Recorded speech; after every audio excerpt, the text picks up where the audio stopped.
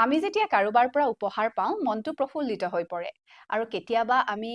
খুব আতুম টুকাৰিকে কিবা এটা বস্তু দোকানৰ পৰা কিনি আনি কাৰোবাক যেতিয়া দিওঁ তেতিয়া আমিও বিচাৰো সন্মুখৰ মানুহজনে একদম প্ৰফুল্লিত মনেৰে সেই উপহাৰটি যেন আতুম টুকাৰিকে লওক নহয় জানো কিন্তু কি জানেনে আমি ভুলতে কেতিয়াবা এনে ধৰণৰ বস্তু উপহাৰ দিওঁ যিটোৱে আমাৰ সেই উপহাৰটোৰ লগতে আমাৰ ভাগ্যখন বা আমাৰ সৌভাগ্যটোও সেই উপহাৰটোৰ লগতে লৈ যাব পাৰে সেই উপহাৰবিলাক দিওঁতে কিছু সাৱধান হ'ব লাগে আৰু জ্যোতিষশাস্ত্ৰয়ো সেয়ে কয় গতিকে কেনেকুৱা ধৰণৰ উপহাৰ আমি দিব নালাগে বা কেনেকুৱা ধৰণৰ বস্তু উপহাৰ হিচাপে কাৰোবাক দিলে সেই বস্তুটোৰ লগতে আমাৰ ভাগ্যখনো গুচি যোৱাৰ সম্ভাৱনা থাকে আজি এই বিষয়টোতে কথা পাতিম প্ৰিয় দৰ্শক গুড লাইফৰ নতুন এটি অনুষ্ঠানটিলে আপোনালোক সকলোকে স্বাগতম জনাইছো মই ৰেখাই আৰু কেনে ধৰণৰ উপহাৰ আমি কাৰোবাক উপহাৰ হিচাপে দিব নালাগে সেই বিষয়ে আজি কথা পাতিম আৰু এই বিষয়ে বহুতো কথা ক'বলৈ আমাৰ সৈতে আছে আপোনালোকৰ সকলোৰে পৰিচিত আমাৰ জ্যোতিষ শাস্ত্ৰ বিশেষজ্ঞ ভৃগু কুমাৰ মিশ্ৰা শাস্ত্ৰী ডাঙৰীয়া গতিকে ভৃগু অনুষ্ঠানটিলে স্বাগতম জনাইছো যিহেতু আমি মধ্যবিত্ত পৰিয়ালৰ এতিয়া বিয়া আহিছে বা কাৰোবাৰ বাৰ্থডে থাকে বা উপহাৰ হিচাপে কিবা এটা বস্তু দিব লাগিব আৰু সদায়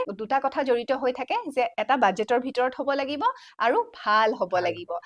যিটো বস্তু আমি সন্মুখৰ মানুহটোক দিলে সন্মুখৰ মানুহটোৰ উপযোগী হয় বা কামত আহে আৰু লগতে আমাৰ পকেট ফ্ৰেন্ডলিও হয় বা আমাৰ বাজেটৰ ভিতৰতো হ'ব লাগে কিন্তু কিছুমান বস্তু আমি উপহাৰ হিচাপে কাৰোবাক দিব নালাগে গতিকে সেই বিষয়টোত আজি আমি কথা পাতিম কেনে ধৰণৰ সেই বস্তুবিলাক আৰম্ভ কৰিছো আমাৰ কি হয় কেতিয়াবা আমি কিছুমান উপহাৰ দি দিওঁ আৰু আমি যেটো উপহাৰ দিবই লাগিব যেহেতু সমাজখনত আমি আছো এটা নিয়ম সমাজৰ নিয়ম এই নিয়ম আমি মানিবই লাগিব কিন্তু আমি এই উপহাৰখিনি দিওতে নিজেই অকমান সাৱধান হৈ উপহাৰ দিলে আমাৰ কাৰণেও ভাল আৰু আমি যিজন আমাৰ অন্তৰে ভাল পোৱা মানুহক আমি উপহাৰ দিম সেই মানুহজনৰ কাৰণে কল্যাণ হ'ব আমি হলো মধ্যবিত্ত পৰিয়াল হয়নে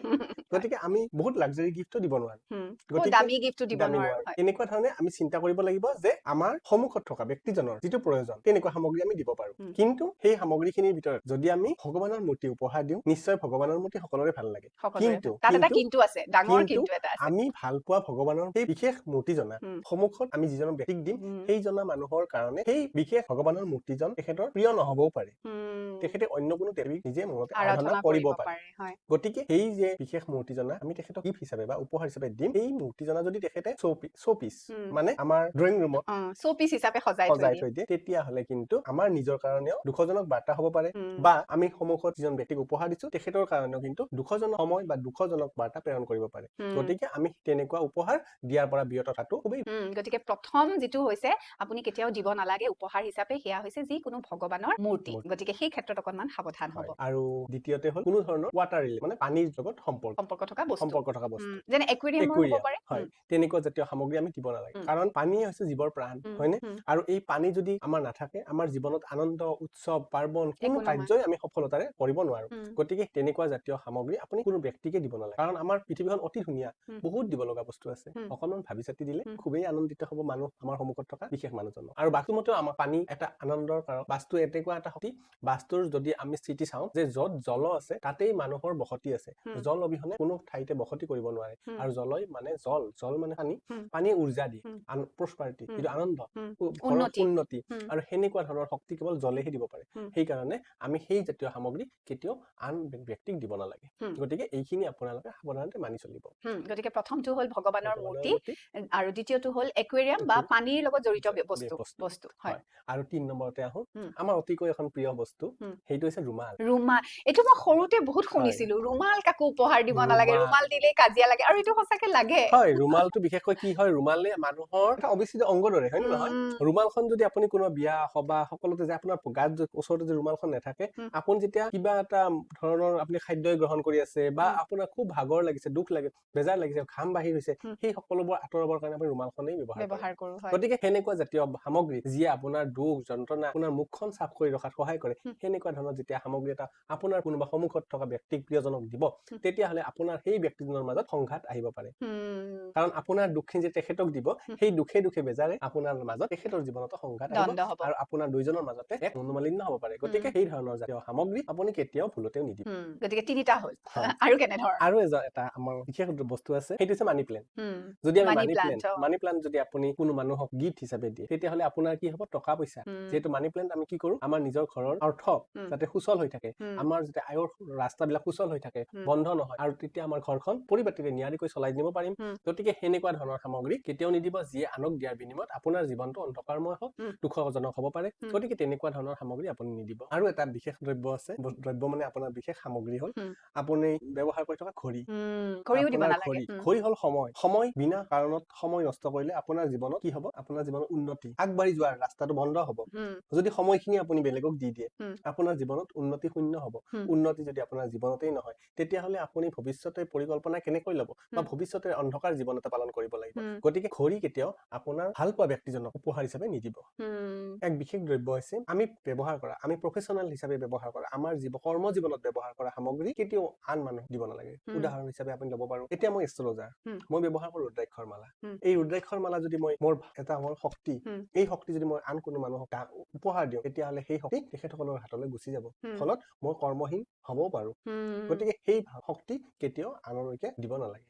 আপুনি যেনেকে আপোনাৰ ইলেক্ট্ৰনিক মিডিয়া বা আপোনাৰ প্ৰচাৰ মাধ্যমৰ লগত জড়িত হৈ আছে আপুনি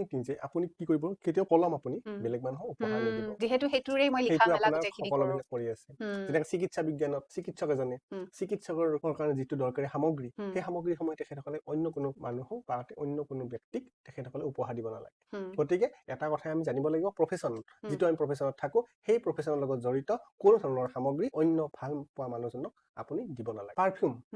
আমাৰ আন এটা সামগ্ৰী হ'ল পাৰফিউম আমি ভাল পাওঁ আমি পাৰফিউম আমি প্ৰত্যেকজন মানুহে ভাল পাওঁ সুগন্ধি ভাল পাওঁ উপহাৰ দিলেও ভাল লাগে কিন্তু এই পাৰফিউমে কেতিয়াবা আমাৰ মাজত এক মনোমালিন্য সৃষ্টি কৰিব পাৰে বা আমাৰ নিজৰ যেনেকে আমাৰ এষ্ট্ৰলজাৰে কয় যে আমাৰ হাতখনত কিছুমান পৰ্ব আছে ইয়াতে শুক্ৰৰ পৰ্ব আছে ৰবিৰ পৰ্ব আছে এই শুক্ৰৰ পৰ্বত যদি আমি অকণমান পাৰফিউম বা পাউডাৰ ব্যৱহাৰ কৰো প্ৰতিদিনে সেই শুক্ৰৰ জাগাত যদি আমি অকণমান পাউডাৰ লগাই থাকো বা নিজে পাৰফিউম অকণমান কৰি ৰাখো আমাৰ শুক্ৰ ডেভেলপ হয় আমাৰ শক্তি এনাৰ্জি ক্ৰিয়েট হয় ঠিক তেনেকে সেই এনাৰ্জিটো যদি আমি বেলেগ এজনক দি দিওঁ তেতিয়া আমাৰ সেই এনাৰ্জিটো বেলেগলৈ কনভাৰ্ট হৈ যায় গুচি যাব পাৰে গতিকে আমাৰ শক্তিখিনি আমি নিজেই ৰাখো আমাৰ যিখিনি শক্তি সেই নিজেই ৰাখি পেলাই তেখেতসকলকো আমি এটা আশীৰ্বাদ দিব পাৰো কিন্তু সেই সামগ্ৰীটো আমি দিব নোৱাৰো গতিকে এই ধৰণৰ সৰু সৰু কিছুমান সামগ্ৰী আছে যিখিনি আপোনাৰ জীৱনত আনন্দ দিব পাৰে কিন্তু আন এজন ব্যক্তিক তেখেতসকলৰ সেই আনন্দখিনি নোহোৱা কৰিব পাৰে আন এটা সামগ্ৰী আছে পকেটত ব্যৱহাৰ কৰা মানি বেগ হয়নে সেইটো দিব নালাগে কাৰণ মানি বেগ আমাৰ হ'ল কি আমাৰ প্ৰত্যেকজন মানুহৰে যিখিনি আমি আয় কৰো সেই আয় কৰা সামগ্ৰীখিনি সঞ্চয় কৰা এটা ঠাই যেনেকে আজি আপুনি কেতিয়াও মাটি বেলেগলৈকে হস্তান্তৰিত নকৰে হয়নে যেনে নিজে থকা ঠাইখিনি আপুনি বিনা কাৰণত বেলেগলৈ দান নিদিয়ে দিব জানো নিদিয়ে ঠিক তেনেকে আমি নিজৰ ধন সম্পত্তি ৰখা ঠাইখিনি আমি বেলেগলৈ কিয় দিম নহয় জানো সৰু সামগ্ৰী হ'ব পাৰে কিন্তু তাৰ মহত্ব গধুৰ গতিকে আপুনি কেতিয়াও মানিবে অন্য কোনো মানুহক দান নিদিব গতিকে বহুত কেইটা বস্তু আছে এইখিনি বস্তু কেতিয়াও উপহাৰ হিচাপে সন্মুখৰ ব্যক্তিজনক নিদিব কাৰণ আপোনাৰ সৌভাগ্যও সেই মানুহজনলৈ গুচি যাব পাৰে নতুবা দুয়োজনৰে সৌভাগ্য বা আপুনি দিয়াৰ বিনিময়ত তেওঁৰ জীৱনতো অন্ধকাৰ আহিব পাৰে আৰু আপোনাৰ জীৱনতো নিগেটিভ এফেক্ট আনিব পাৰে গতিকে এইকেইটা বস্তু হ'ল থুলমূলকে যদি ক'বলৈ যাওঁ আমি ৰুমাল দিব নালাগে পাৰফিউম দিব নালাগে পাৰ্চ দিব নালাগে ঘড়ী দিব নালাগে মানি প্লান্ট দিব নালাগে একুৱেৰিয়াম দিব নালাগে আৰু তাৰ লগতে ভগৱানৰ মূৰ্তি সন্মুখৰ মানুহজনক উপহাৰ হিচাপে দিব নালাগে আৰু কেতিয়াবা ভগৱানৰ মূৰ্তিৰ লগত চাবলৈ যাওঁ কেতিয়াবা কি হয় বিয়া এখনতে গৈছো উপহাৰ বিলাক যেতিয়া দিয়া যায় উপহাৰ বিলাক য'তে ত'তে থৈ দিয়া যায় আমি যদি ভগৱানৰ সেই প্ৰতিমূৰ্তি এটা বা ভগৱানৰ মানে ছবি এটা যদি আমি উপহাৰ হিচাপে দিওঁ সেইটোতো কৰবাত চুকে কোণে পৰি থাকিব আলৈ আথানি হ'ব সেইটো দৃষ্টিভংগীৰে যদি চাবলৈ যাওঁ তেতিয়াহ'লে আমাৰ অনিষ্ট সাধন হ'ব আৰু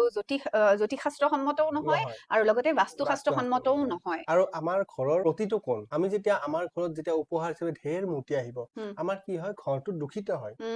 ঘৰ সদায় পবিত্ৰ হৈ থাকিব লাগে ভগৱানে সদায় মন্দিৰত বা গোসাঁই ঘৰত আমাৰ যিবোৰ গোসাঁই ঘৰ বুলি কোৱা হয় বা থাপনা বুলি কোৱা হয় সেইখিনি ঠাইহে ভগৱানৰ কাৰণে সংৰক্ষিত আসন সংৰক্ষিত ঠাই গতিকে আমি ভগৱানৰ মূৰ্তি সদায় এই সংৰক্ষিত আসনত বা সংৰক্ষিত ঠাইতে ৰখা দৰকাৰ যিহেতু আমাৰ ঘৰত আমি বিভিন্ন কাৰ্যত আমি বিভিন্ন মানুহৰ আগমন হয় বিভিন্ন ধৰণৰ ভাৱৰ আদান প্ৰদান হয় গতিকে ঘৰ সদায় ঘৰ হৈয়ে থাকক মোৰ ভগৱানৰ মূৰ্তি সদায় উপাসনাৰ ঠাইতে থাকক গতিকে তেনেকুৱা ধৰণে আমি জীৱনটো কাৰ্য কৰিলে আমাৰ জীৱনৰ সৰু সৰু ভুলবোৰ নোহোৱা হলে আমাৰ জীৱনবোৰ সুন্দৰ হ'ব খুব সুন্দৰ কথা ক'লে আৰু একেবাৰে প্ৰয়োজনীয় কাৰণ এতিয়া এয়া বিয়াৰ বতৰ এতিয়া উৎসৱ পাৰ্বণৰ সময় গতিকে এনেকুৱা সময়ত নতুন বছৰ আহি আছে নতুন বছৰত উপহাৰ দিয়া বা লোৱা কাৰ্যবিলাক চলিয়ে থাকে কোনোবাই কাৰোবাক উপহাৰ দিব কোনোবাই কাৰোবাৰ পৰা উপহাৰ পাব গতিকে আপুনিও যদি উপহাৰ কাৰোবাক দিবলৈ গৈ আছে তেতিয়াহ'লে এইকেইটা বস্তু পৰাপক্ষত বা যিমান পাৰে এইকেইটা বস্তু সন্মুখৰ ব্যক্তিজনক উপহাৰ হিচাপে নিদিব